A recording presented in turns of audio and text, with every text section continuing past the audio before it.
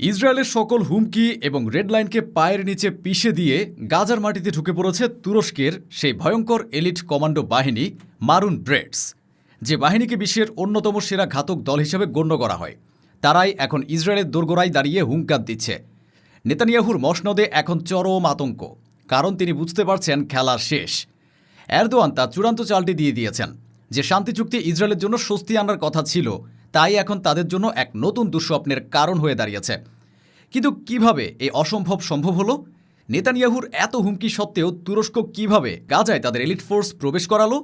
কেনই বা নেতানিয়াহু তুরস্কের উপস্থিতিকে এত ভয় পাচ্ছেন? মারুন ব্রেডস বাহিনীর আসল ক্ষমতা কি, যা মোসাদের ঘুম কেড়ে নিয়েছে?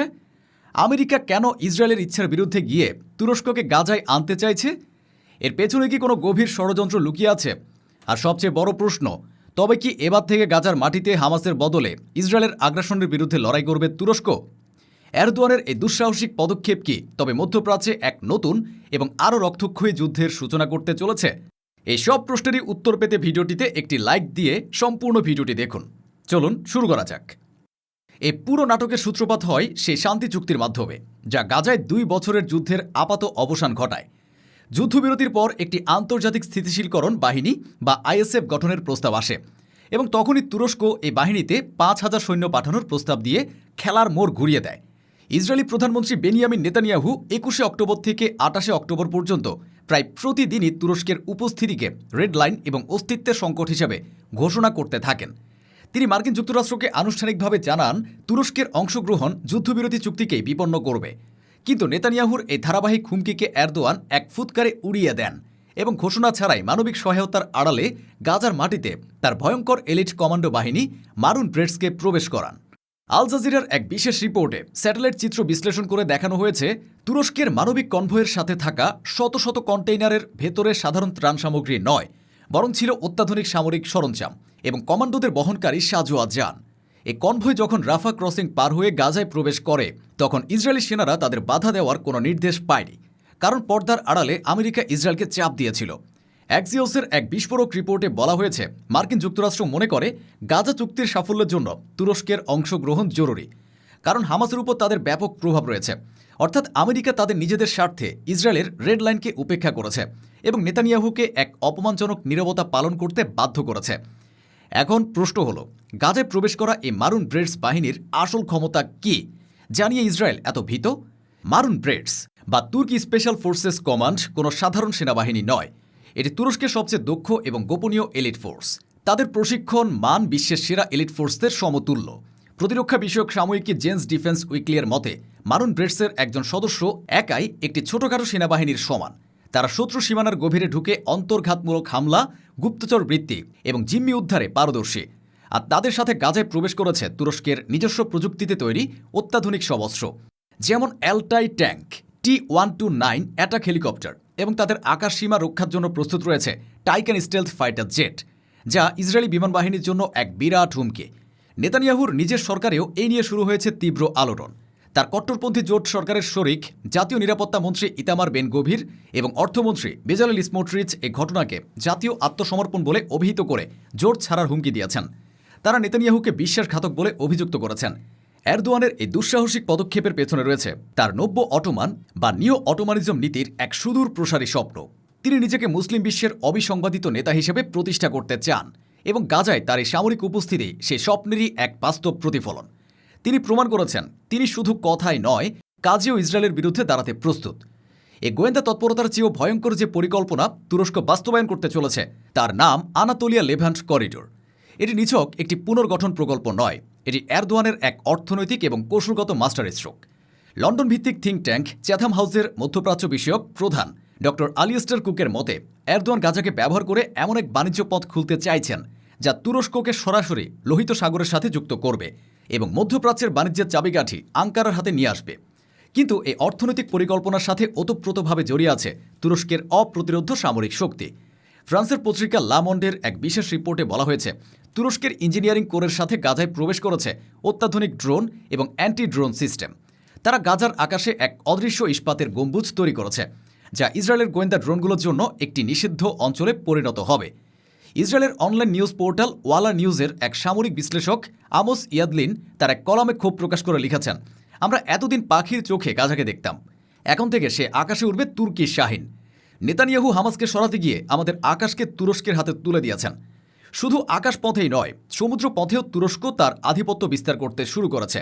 গাজা উপকূলের আন্তর্জাতিক জলসীমায় এখন নিয়মিত টহল দিচ্ছে তুরস্কের নৌবাহিনীর ফ্রিগেট। সরকারিভাবে বলা হচ্ছে, গাজায় পুনর্গঠনের জন্য আসা বাণিজ্যিক জাহাজগুলোর নিরাপত্তা নিশ্চিত করতে এই নৌ উপস্থিতি। কিন্তু এর আসল উদ্দেশ্য হল ইসরায়েলের নৌ অবরোধকে অকার্যকর করে দেওয়া এবং পূর্ব ভূমধ্য সাগরের বিশাল গ্যাস ক্ষেত্রের উপর নিজের দাবিকে প্রতিষ্ঠিত করা। এই পুরো পরিকল্পনার পেছনে রয়েছে এক শীতল ভূরাজনৈতিক সমীকরণ, যেখানে রাশিয়া এবং চীন তাদের ভূমিকা পালন করছে। ওয়াশিংটনের উড্রো উইলসন সেন্টারের এক বিশ্লেষণে বলা হয়েছে, তুরস্কের এই দুঃসাহসিক পদক্ষেপের পেছনে রয়েছে রাশিয়া এবং চীনের নীরব সমর্থন। এরদোয়ান খুব দক্ষতার সাথে এই দুই শক্তির আকাঙ্ক্ষাকে ব্যবহার করে নিজের স্বার্থ হাসিল করছেন। কিন্তু রাশিয়া আর চীনের এই নীরব সমর্থন নিছক কোনো রাজনৈতিক সৌজন্য নয়, এটি এক সুগভীর এবং শীতল অঙ্কের খেলা। জার্মান পত্রিকা ডের স্পিগেলের এক অনুসন্ধানী প্রতিবেদন অনুযায়ী তুরস্ক গাজায় ঢোকার ঠিক ৭২ ঘণ্টা আগে রাশিয়ার গোয়েন্দা সংস্থা GRU তুরস্ককে ইসরায়েলি সেনাবাহিনীর বিন্যাস এবং সিগন্যাল ইন্টেলিজেন্স সংক্রান্ত কিছু সংবেদনশীল তথ্য হস্তান্তর করে। এর বিনিময়ে কৃষ্ণ সাগরের ন্যাটো নৌ চলাচলের উপর নজরদারিতে তুরস্ক রাশিয়াকে সহায়তা করার গোপন প্রতিশ্রুতি দেয়। অর্থাৎ ইউক্রেন যুদ্ধের আবহে রাশিয়া মধ্যপ্রাচ্যে আমেরিকার মিত্র ইসরায়েলকে ব্যস্ত রেখে একটি দ্বিতীয় ফ্রন্ট খুলতে চাইছে, আর এরদোয়ান সেই সুযোগেরই সদ্য ব্যবহার করছেন। অন্যদিকে চীন খেলছে অর্থনৈতিক খেলা।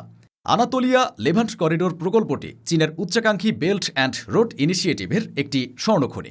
বেজিং ইতিমধ্যে এই প্রকল্পে কয়েক বিলিয়ন ডলার বিনিয়োগের প্রস্তাব দিয়েছে। চীনের উদ্দেশ্য পরিষ্কার, এই করিডোরের মাধ্যমে তারা সুয়েজ খালের উপর নির্ভরতা কমিয়ে ইউরোপে প্রবেশের একটি বিকল্প এবং দ্রুততর পথ নিশ্চিত করতে চায়, যা সরাসরি তুরস্কের নিয়ন্ত্রণে থাকবে। চীনের রাষ্ট্রীয় গণমাধ্যম গ্লোবাল টাইমসের এক সম্পাদকীয়তে বলা হয়েছে, গাজার স্থিতিশীলতা শুধুমাত্র একটি আঞ্চলিক বিষয় নয়, এটি বিশ্ব অর্থনীতির ভবিষ্যতের সাথেও জড়িত এবং তুরস্কের নেতৃত্বে এই পুনর্গঠন সেই স্থিতিশীলতার একমাত্র চাবিকাঠি। এর মাধ্যমে চীন একদিকে যেমন অর্থনৈতিকভাবে লাভবান হচ্ছে, তেমনি মধ্যপ্রাচ্যে আমেরিকার প্রভাব খর্ব করে নিজেদের অবস্থান শক্তিশালী করছে। তবে সবচেয়ে ভয়ঙ্কর খেলাটি চলছে গাজার অলিতে গলিতে।